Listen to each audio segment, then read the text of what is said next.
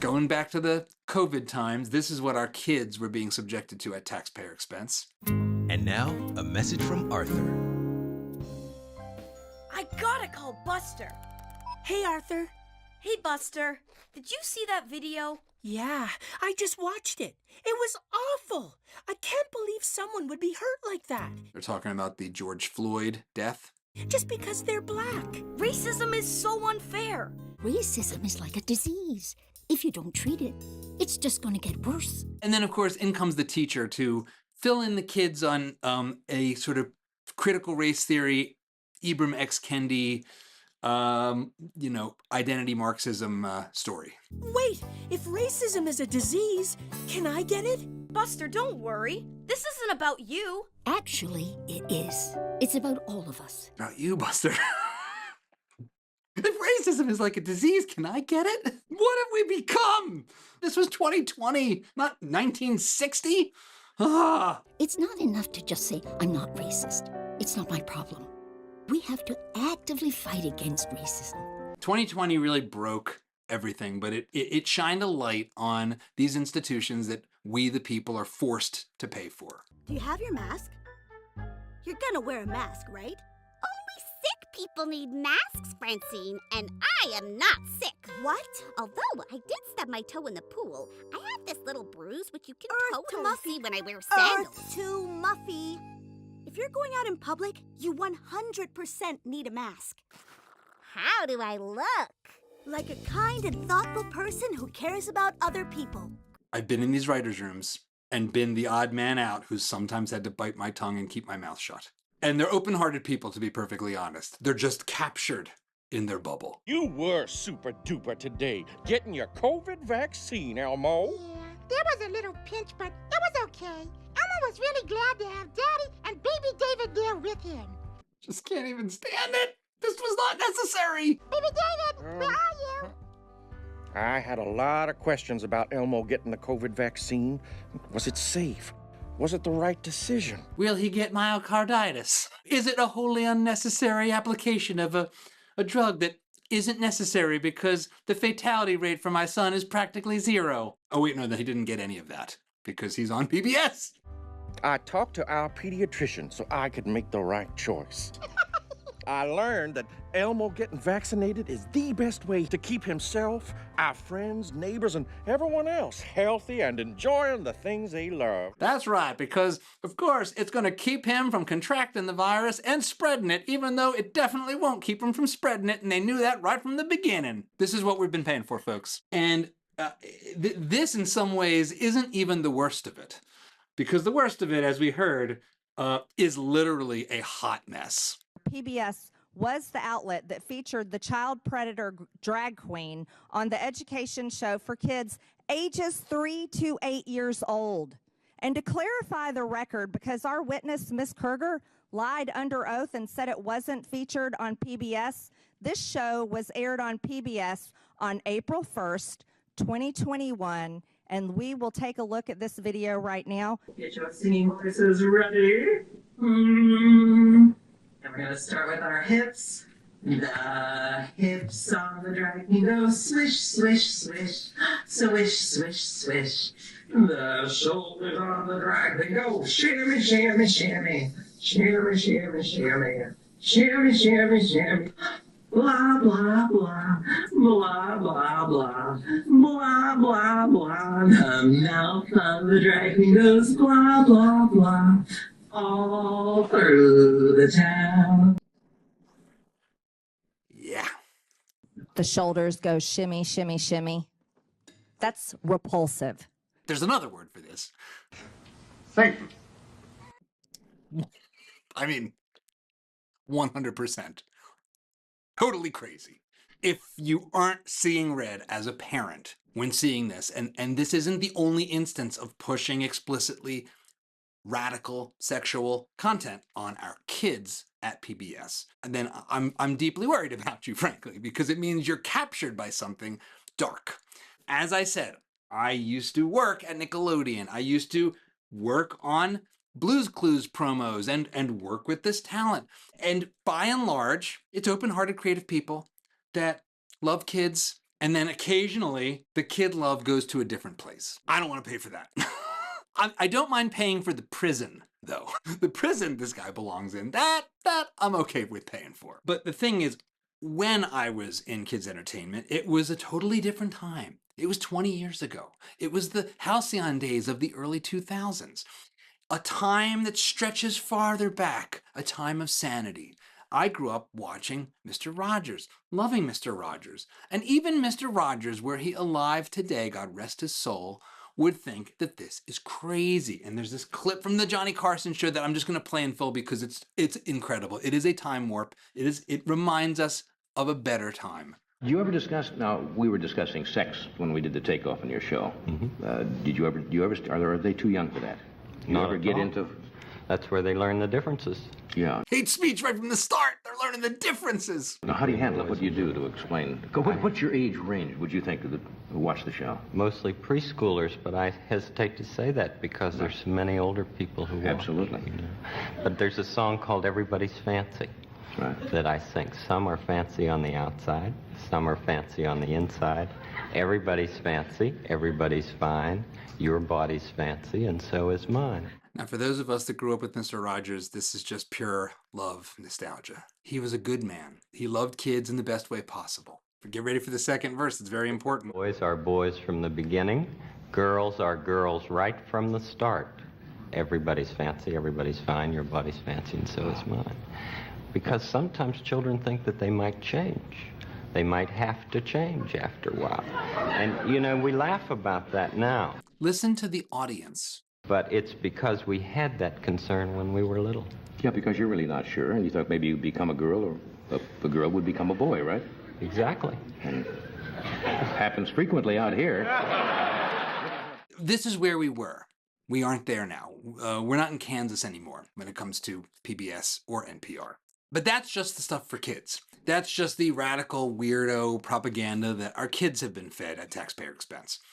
NPR is of an entirely different sort and woven into something, frankly, far more vast and far more politically diabolical, frankly. The bulk of the criticism fell on NPR CEO Katherine Maher, who acknowledged shortcomings in some of NPR's past coverage. That we were mistaken in failing to cover the Hunter Biden laptop story more aggressively and sooner. She also expressed regret about old comments made in 2018 before she worked at NPR, where she called President Trump racist. A lot of your thinking, as expressed by your public statements, is deeply infused with economic and cultural Marxism. Do you believe that America is addicted to white supremacy? I believe that I tweeted that, and as I've said earlier, I believe much of my thinking has evolved over the last half decade. It has evolved. Why did you tweet that? I don't recall the exact context, sir, so I wouldn't be able to say. Maybe it's the radical left monsters. Do you believe that America believes in black plunder and white democracy? I don't believe that, sir. The shock. Why would you say such a thing about me? I would never. I would never. How dare you? That in reference to a book you were reading at the time, apparently, The Case for Reparations. I don't think I've ever read that book, sir. You tweeted about it. You said you took a day off to fully read The Case for Reparations. You put that on Twitter in January of 2020. The radical left monsters. Yeah. Apologies, I don't recall that I did. Okay. I'd no doubt that your tweet there is correct, but I don't recall that. Okay. Do you believe that white people inherently feel superior to other races? I do not. You don't? You tweeted something to that effect. You said, I grew up feeling superior. Ha, how white of me. Why did you tweet that? Why did you tweet that? Could it be because the radical left monsters? Just saying. Just putting it out there. Maybe that's the reason. All right. Speaking of the monstrous nature of this stuff. Matt Taibbi, a man historically of the left, somebody who used to be a reporter at the Rolling Stone, who I first encountered during the financial crisis when he was writing about Wall Street in excoriating, blistering critiques of the banks, the banking system, and essentially American capitalism and what went wrong. Now, and I didn't agree with everything he had to say on that front, But on this, we do certainly agree. NPR should be axed because it's anti-thought, not anti-Trump. And this NPR head, Katherine Maher, is like assembled. She's like formed in a mold of the groupthink elite. In this piece, Matt points to a satirical book called The Dictionary of Received Ideas by Gustave Flaubert. I'm probably mispronouncing that. In which it sort of summarized the kind of like half-wit or mid-wit cliches that he would hear among, tea-sipping elites and the, the sort of, faux intellectual gobbledygook that basically represented most of that congressional testimony. Each one of these radical sounding cliches are copy and paste jobs. They are the received ideas of this institutional sort of corporate elite that we have all been forced to pay for. Matt writes, what if all these dead phrases and canned non-thoughts were mandatory? What if they were factory produced as part of a state enterprise? What if received ideas were dumped on the public with military regularity and in conjunction with prohibitions against saying anything else? This is what we've experienced. This is the kind of Cylon war against humanity that we have all been enduring by this cohort of people. In fact, when I think about her, I can't help but notice she bears a striking resemblance to one of the villains in one of my all-time favorite shows, Battlestar Galactica. That is, of course, Caprica 6. In fact, because I'm going to play some clips from a source that likes to be litigious, I think Caprica 6 will be the stand-in for Miss Maher moving forward. So let's hear what's below the surface of this, quintessential midwit elite. It is lovely to be with you here this evening. So as you just heard, my name is Katherine Maher, and I used to be, until very recently, the CEO of the Wikimedia Foundation. The CEO of the Wikimedia Foundation. Which is the organization behind Wikipedia. And my tenure coincided with a very strange time for information, a global crisis of fake news and disinformation, which meant that our free knowledge movement really sort of stood alone. One thing to remember about Wikipedia is that it's not merely a bottom-up sort of crowdsourced encyclopedia for the internet. It is actually woven into lots of products. When you ask Siri and it happens to answer, because Siri's profoundly broken at this point. But when it does answer some factoid, it is often pulling from Wikipedia. Wikipedia is woven into lots of software, lots of platforms. It is a super spreader of its information, and often it's misinformation. In fact, the co-founder of Wikipedia, Larry Sanger, said it has now become a propaganda device for left-leaning establishment types like Miss Maher. That is one of the architects of this system that she then became the CEO of. But what does real information sound like? How do we know if something's real? What should we do with information?